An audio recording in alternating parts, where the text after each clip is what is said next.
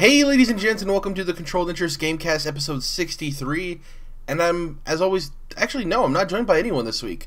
It's a one-man show. Unfortunately, Dom wasn't able to make it, and neither was Jordan, so I'm rolling solo, which is kind of weird. This is probably going to be the shortest podcast we ever do. It's weird talking to yourself as far as just doing a podcast by myself, because normally it's people bouncing ideas back and forth off of one another, and unfortunately, just me this week. So I'm going to go over what I've been playing, do the whole usual thing, talk about what I've been playing, talk about some news stories, talk about what I'm going to be playing, and then head out. So it's going to be on the shorter end. Let's just see how long I can talk to myself for, and we'll see how well it goes. So the first thing I want to talk about is what I've been playing. It was kind of a superhero kick. So Marvel Heroes Omega finally came out on console. If you're not familiar with Marvel Heroes Omega, it's essentially like I would say it's like Marvel Ultimate Alliance evolved. It's more MMO-y. It's definitely grindy. It's very interesting. I have a couple of complaints with it, but so in it you have all of the Marvel heroes, obviously, and you can play all of them until level 10. But you have to buy the heroes with either in-game currency that you earn from playing and battling, or from obviously paid microtransactions, which is how they make their money, considering it's a free-to-play game. That doesn't bother me necessarily. My one issue with it is during the beginning of the game, it doesn't seem like they give you enough to buy one hero that you super want. So like the in-game currency isn't really easy to come across. It's actually a little grindy and it takes a while. And obviously the really good quote-unquote heroes that a lot of people want are more expensive, and the kind of fillery, not so popular ones for the most part are the cheaper ones. And you can't really, it takes a while to get one of the characters you really want. So that's one of my gripes with it, but it's a fun game. It's grindy. If you like just having something on when you're listening to a podcast in the background and just wanting to play something, then I think Marvel Heroes Omega is a great choice. I'm interested to see if they're going to be adding more heroes. I'm also interested to see if villains would ever be playable. I think that'd be really cool, but we'll see. This basically, how would I put this? Playing Marvel Heroes Omega makes me really want a new Marvel Ultimate Alliance game. I think that's something really cool, that if that could happen, we have this whole new Marvel Games initiative. And I think they might go back because I'm pretty sure they're working with Capcom on Marvel vs. Capcom Infinite, unless that was already in the works before through a deal they already had, which that game kind of looks rough. Hopefully it's good. But, I mean, part of me, and I hate to put this out there, part of me wants Marvel vs. Capcom Infinite to kind of flop, just because I would like to see the Marvel fighting game license go the way of another game I've been playing, which is Injustice 2. I wouldn't consider myself a huge DC fan. I like DC characters. My favorite DC hero is Blue Beetle. I love him to death. Shout out to Jaime, which I'll get into. That's actually one of my big gripes with Injustice 2, but excuse me. So I've been playing Injustice 2, been playing through the story mode and stuff like that. I am not good at fighting games. I never have been, probably never will be. But I love Injustice because of the story. I played through the first Injustice, loved it. And Injustice 2 is great because not only is it a continuation of that story, sorry, but they added characters I really like Blue Beetle, Dr. Fate. So I really enjoyed the story. I love at the end how there's a branching path, and I don't want to spoil it for anybody. There's a branching path at the end that you can choose, and the game actually has multiple endings, which is really cool. But the cinematic quality, everything like that. There's a couple of things I didn't like about the story, like how Wonder Woman was treated and stuff like that, but you've probably heard that before. My one gripe with it is they refer to Blue Beetle 2 or 3 times. I believe Gorilla Grodd does, and maybe Firestorm. Yeah, I think it was Firestorm. They refer to Blue Beetle as Jaime, which is not the proper way to pronounce that name. It's either Jamie in English or Jaime. I've never heard it pronounced Jaime. That's a really weird, off-putting way to pronounce that name. Jaime Reyes. So, yeah, the one little gripe, but I'm loving Injustice 2. And going back to my original point, I would love for this to be the path that they take with the Marvel fighting games. If this is the path they take, where it's a Marvel specific game with the Marvel storyline, and you have these characters and you have that cinematic quality and you have this great story. A big problem I think that people are going to have with the Marvel vs. Capcom Infinite, a problem I think I'm going to have if I ever even get around to playing it, just doesn't look, it looks like a very rough game, is that it's a Marvel story with Capcom characters thrown in, but it's not even that deep of a Marvel story, so it's kind of not hitting anything really. And I really hope that Marvel takes this path. NetherRealm knows how to make fighting games. I mean, I'm not too sure if NetherRealm has a 100% deal with DC. I guess it's Warner Brothers, right? I think they're owned by Warner Brothers. So, but somebody like NetherRealm, maybe the guys who are working on Killer Instinct now, which I think is Adam Boy's studio, something Iron Galaxy, I believe. That'd be great if they worked on it. But like, man, I would love to see, because I'm a Marvel guy. I love Marvel. I would love to see Marvel take the approach that Injustice has, and NetherRealm knows how to make a fighting game, and they're making a new style game, which I love, which is a fighting game with a story, and that's something that I would never envision myself playing fighting games. I'm not good at them and never have been. They don't interest me. But the story does, and the way that every match you have has context is great to me. I love it so much. So yeah, I've been playing Injustice 2. I beat it. I've been doing the multiverse stuff, which is super fun as well. Even customizing your superheroes and supervillains with your own specific gear and making them your own is really cool. I've played some online matches. I got my butt whooped. Like I said, I'm not good at fighting games, but I'm really enjoying Injustice 2. And I mean, I think that just speaks to it. Really, is NetherRealm has created a game in which people who don't necessarily play fighting games or like fighting games are drawn to it. And I was drawn to Injustice 2, and I loved my experience with it. Currently, it's my game of the year, I would say. Just to preface, I haven't played Breath of the Wild. I haven't played Horizon Zero Dawn. I don't have a Switch or a PS4. I'm getting a Switch this fall. Resident Evil is probably a close second. Yeah, but I'm loving Injustice 2. The last game I played on the list before we hop into the news is Speedrunners. Speedrunners was free on Xbox Games with Gold for the month of June. It's a fun game. It's been on PC for a while. Essentially, it's a 1 to 4 player multiplayer game in which you go through these cyclical levels where there's a beginning and you come back to it. It's like a race, but it's a platformer, and the goal is to survive and be the last one living, and the way you die is if you're taken off the screen. So if everybody that's in front, that's leading the race, if they get far enough ahead, you get taken off the screen because the screen moves with the leader. And there's power-ups, and there's like a grappling hook mechanic and a bunch of stuff like that. And it's a really fun, addictive game. I play with my friends here and there, but I'm playing through the story mode on the hardest difficulty because apparently I'm a masochist, and it's hard, but I love it because there's this fine line you meet with difficulty where even if it's very difficult, if there's even the slightest hope of accomplishment, that's where you hook people. It's the one more try, one more attempt mentality. It's something that Dark Souls, I think, nails phenomenally, and that's why anytime a game is slightly difficult, they compare it to Dark Souls, which is kind of funny. But yeah, I think Speedrunners is a fantastic game. It's really fun. If you didn't pick it up on the Games with Gold, it'll probably be available through sales. I mean, the Steam sale recently happened, and there was the Xbox sale that recently happened. But in the future, look for it. I think it's only $15 too, and I think it's more than worth that. So I'm having a blast with that. So heavy superhero vibe. Even in Speedrunners, a lot of the characters are guys in costumes and stuff like that. So they're pretty much superheroes too. So it was a superhero-packed week. Like I said, it's just me, so we're going to hop into the news, and I'll give my perspective on it, I guess, and then we'll move on out. So the first bit of news here comes by way of The Verge. Kwame Opum writes, an Assassin's Creed series is in the works from Castlevania producer Adi Shankar. So if you're not familiar, the Castlevania series produced by Adi Shankar is coming to Netflix. It's coming out July 7th, which is the day after I'm recording this, which would be a couple of days before this posts. Thinking about that and doing the math there. And it looks great. It's an animated series. It looks like it's taking Castlevania seriously. If we're not going to get a new Castlevania game, at least we're getting a series, and it looks really cool. Hopefully it's good.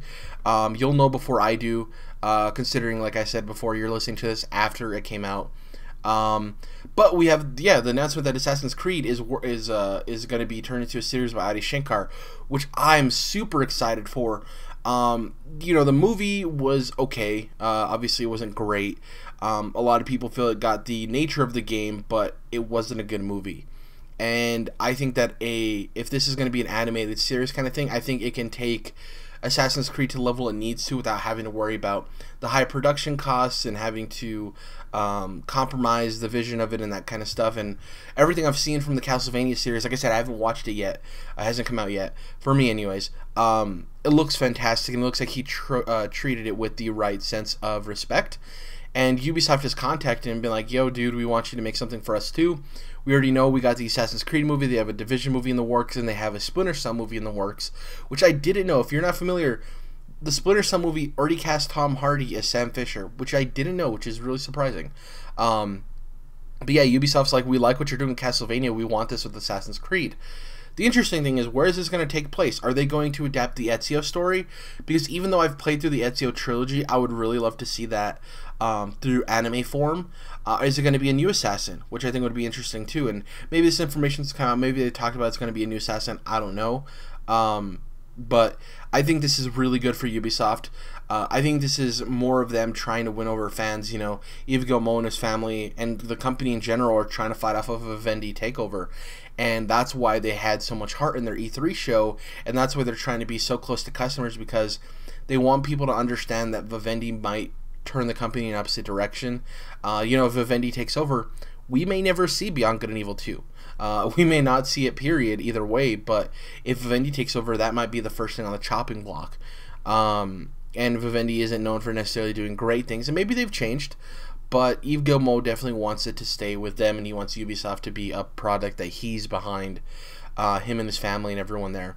But this Assassin's Creed series, I have faith in Adi Shankar, and if the Castlevania series is good, I'll have even more faith. If it's not good, then I'll be a little hesitant, but I'm still super excited. Assassin's Creed, for all the crap it gets, is still one of my favorite gaming series. I like one. It wasn't a phenomenal game, but it set up an amazing franchise. Say what you want about the games and some of their technical issues, but they're still great games from a production and design standpoint. They're amazing games that come out year after year, and I just think that Assassin's Creed doesn't get the credit it deserves for what it's done in the gaming industry and the landscape.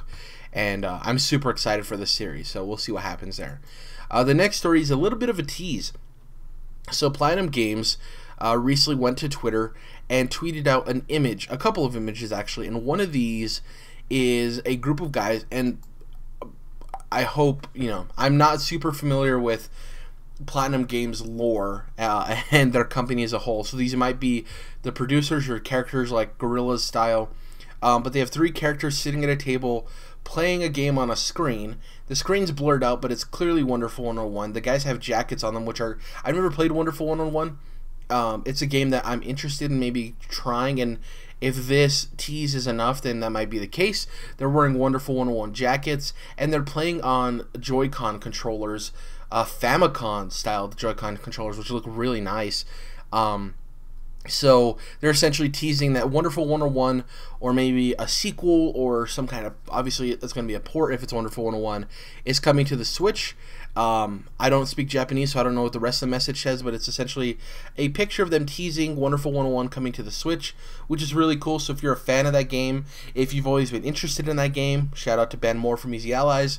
I think this is a great opportunity, and this is, Platinum's probably working on a game for Nintendo, but in the meantime, they're probably like, hey, we can port this over and it'll gain a new audience, So if you're excited, if you like Wonderful 101, if you always wanted to play it, it's coming to Switch. So if you have a Switch, get ready for it. The next story here is a bit of a head scratcher. So Lords of the Fallen 2 director fired as the scope of the game is scaled back, writes Nathan Birch at comicbook.com. Real quick, if you haven't played Lords of the Fallen, it's often related to Dark Souls. It's often compared to Dark Souls, and I would say it's like a AA Dark Souls, and that's not discrediting the studio. I think it's a very well-made game. I think the mechanics are solid. It's just, it doesn't necessarily have that super polish, and that's why this next part it kind of throws me off. So Back in 2014, publisher CI Games released Lords of the Fallen, a solidly received action-heavy take on the Dark Souls formula. Shortly after it was released, it was announced Lords of the Fallen 2 was in the works, but when the project went completely quiet, well, unfortunately, it seems Lords of the Fallen 2 has fallen on hard times.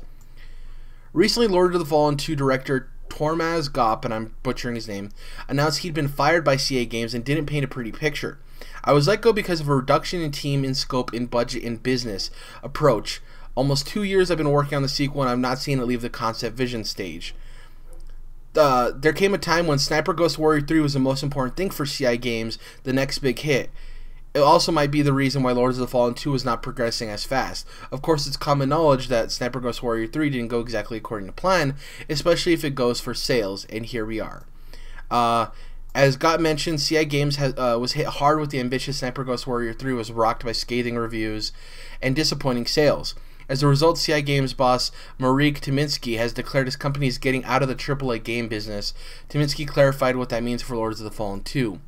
What we said about departing from AAA, it means that we can really focus on the quality of our products rather than the scale. It goes for Lords of the Fallen sequel as well. It doesn't mean that we're not continuing with Lords of the Fallen. We definitely have that game in our plans, and we definitely want to make this a great game. We're very serious about Lords of the Fallen, the sequel. We have a very small team working on Lords of the Fallen sequel. This is troublesome. First of all, I understand the concept of a AAA game. If you ask 100 gamers, common people who play video games, would they consider Sniper Ghost, that knew what a AAA, AA games are, would they consider Sniper Ghost Warrior 3 a AAA game? I don't know. You know, Sniper Ghost Warrior, they were aiming for this to be the initiation of the series into a major audience, and it didn't happen. It's sad to me that Lords of the Fallen gets the cut for a game that's super underrated. Like, Sniper Ghost Warrior, yes, it has a lot of original ideas, but it's a shooter. Like, there's nothing too new about it. It's just what it is, and the fact that they put all of their eggs in that basket, and now Lords of the Fallen has to pay for it, especially in a time where, you know, From Software's taking a break from Dark Souls. This would be the perfect time. People are itching for it, you know. And I just, it really bugs me that they're like, we're stepping back from AAA games, and now Lords of the Fallen is going to be a cool game. It's not going to have the scale. We have a very small team working on it. That bothers me a lot. It's bad business. I think this is the same thing that happens with Square Enix, where their numbers for a game don't make sense. Like, they don't live in the realm of reality, and you know, they expect games to sell astronomical numbers when they sell well. But what are you expecting? Like, I just think that it's bad business. I think CI Games took a chance. Well, not took a chance. They put all their eggs in the Sniper Ghost Warrior 3 basket, and now they're going to have Lords of the Fallen 2 be a lackluster sequel. Whereas for me personally, if I'm looking at these two franchises, I would put all of my eggs in the Lords of the Fallen 2 basket, because like I previously said, From Software is taking a break from the Dark Souls formula.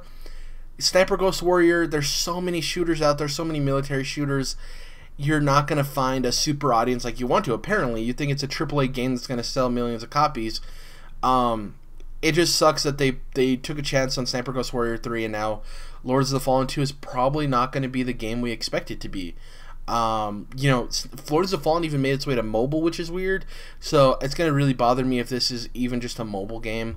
But yeah, this whole story rubbed me the wrong way, considering that, you know, I don't understand how CI Games is going to put all this money into Sniper Ghost Warrior 3 and then have Lords of the Fallen 2 be the game that gets punished for it, when clearly there's a higher demand for Lords of the Fallen 2 than there would have ever been for Sniper Ghost Warrior 3. Hopefully a good game gets turned out of it, but it seems like CI Games is struggling with how to have a good business model, so I don't plan on it being anything but okay at the very most. So that's unfortunate. Hopefully, oh yeah, another thing, the director that was laid off, Tomaz Gop, has recently gone to Destructive Creations, which are the developers for the controversial shooter Hatred. So, yeah, this whole situation in CI Games is bothersome. I liked Lords of the Fallen. It wasn't Dark Souls, but I think it had enough of its own identity to strive. And unfortunately, we won't see that, it seems like. So, unfortunate news out of CI Games. The last news story here, really quick. We got a couple of Halo updates. So Halo 5 is going to get an Xbox One update. A lot of people were wondering, why we didn't hear about this at E3. Like, we had all these updates, Gears of War, all this stuff getting Xbox One X updates. I think it just wasn't the time because, for me, I believe that Xbox felt that if they said something about Halo, then there was going to be expectations that we were going to see something new from Halo. Like, the beginning of the show is like, Halo 5 is getting an Xbox One X 4K update, and then everyone's just waiting on pins and needles for the Halo 6 teaser trailer, right? So I think it was a smart move to wait till after E3. More news is that Halo, Halo 3, Halo ODST, and Halo 4 are all coming to backwards compatibility, which is really cool. No exact date, just coming soon. On top of that, every Xbox 360 Halo add-on map pack will be free, which is huge as well. I think that's really cool. I think, like I said, this is another thing they could have said at E3, but they were worried that it would lead to the expectation of seeing something about Halo at the end of the show. This is Xbox being like, hey, we have Halo. This to me also shows that the Master Collection isn't selling much anymore. That's one thing people are like, well, they're never going to put these things on backwards compatibility because of the collection. And it's like, well, yeah, that makes sense. But now it seems like either it's not selling or, this is just a better move. And the fact that all of the add-on map packs for the 360 Halos, so great. So huge news out of Microsoft. Well, not huge news, but solid news out of Microsoft. With the Halo 5 Xbox One X update and all of these other Halos coming to backwards compatibility. Great news for all of those Xbox fans out there that have stuck by the side of Xbox through this tumultuous generation. But we're getting back on the right foot, and it seems like Xbox is headed in a great direction with Game Pass, backwards compatibility, and these new IPs that Phil Spencer keeps teasing, but doesn't want to be the person that announces a game 3 years in advance. So completely understand there. That was pretty much all the news for this week. Like I said, it's just me, so this is going to be a way shorter podcast. So I'm going to talk about what I'm going to be playing next week, and then we'll head out of here, guys. Thank you guys for listening. It's kind of weird just being in a podcast by myself. So I'm going to be playing some more Injustice 2 Multiverse. Really enjoying that. I don't know when I'll get back to Marvel Heroes Omega. Really not doing much. It's a solid game. It's a game I'll play during podcasts, but I'm not going to say I'm going to commit time to it specifically. There's a couple of games I've been wanting to get to that I never did. Batman Arkham Knight I own and haven't played it yet. Assassin's Creed 3, I talked about Assassin's Creed during the show. I never played 3. And spoiler alert, it's the game in which Desmond dies, which Desmond was a huge part of Assassin's Creed. So I might go back and play that, though. The beginning part I heard is not great. It's kind of tedious. Yeah, so I'm just kind of trying to figure out what I'm going to be playing. Probably going to be diving into Elder Scrolls Legends a lot too. The recent Heroes of Skyrim pack came out, expansion. I love Elder Scrolls Legends. It's my favorite CCG now.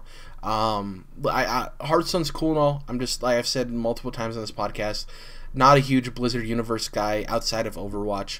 Which also, other news I didn't cover today, they recently announced Doomfist, not voiced by Terry Crews, unfortunately. But character looks great. His abilities look great. It might be the reason I jump into Overwatch. No announcement when his update's coming out, but just seeing that cinematic, they do such a good job. This one was less Pixar and more anime, which I liked. It was very different, though. I don't know if that's because the production time is quicker, it's cheaper. Maybe they're going to change from being the Pixar thing because it's a little bit more expensive and use those for special announcements and go more towards this anime style, full-fledged for character reveals and stuff like that. But yeah, I might jump into Overwatch just because of the Doomfist stuff and it got me excited. The way they build that lore without having a single player is phenomenal, and I would love to see a single player someday in that game, just an expansion or something. Would be fantastic. But I love the world of Overwatch, period. And it's like the one Blizzard property I'm super into as far as lore and characters and stuff like that. And unfortunately, none of that's in Hearthstone. But I love Elder Scrolls. I love Fallout. Like, if they made a Fallout card game, Fallout Legends or something, that'd be cool too, in the same kind of style. I'm really digging Elder Scrolls Legends. I'm also playing some Darkest Dungeon, which is a really fun game, really hard. It's like Dark Souls. It's the Dark Souls of blank, which I said previously. It's a tough game. It requires a lot of learning, but it's fun. I'm also playing some Civ 5, which I got on the Steam sale. It's interesting. I don't like RTSs, but I like Civ. which I'm pretty sure I'm not in the minority on that. And I like some of the mods they have, the Lord of the Rings mods and stuff like those. And I never understood how easy mods were on Steam. And I've also been playing a little bit more Game Dev Tycoon. Sorry, spoke way too fast there. Which is really cool as well. So yeah, busy week ahead. Hopefully I get to some Overwatch, but Injustice 2 is my main focus right now. And we'll see what else pulls me in its direction. I might play a little bit more. I might go back to Madden 17 just because Madden 18 is around the corner with long shot mode and stuff, and I'm craving my Madden, my NFL action, considering the season's right around the corner as well. One day we might get college football back, which would be great. But yeah, I've been rambling, obviously. Thank you guys for listening to episode 63 of the Controlled Interest Gamecast. Episode 64 next week. Hopefully I'll have a co-host back, one of them at the very least. And I'm also going to be trying to watch Spider-Man Homecoming and Baby Driver this weekend, as well as Castlevania. So we'll see how that goes. And yeah, we'll see you guys next time. Thank you guys for listening and or watching. And we'll see you guys in the next one. Bye.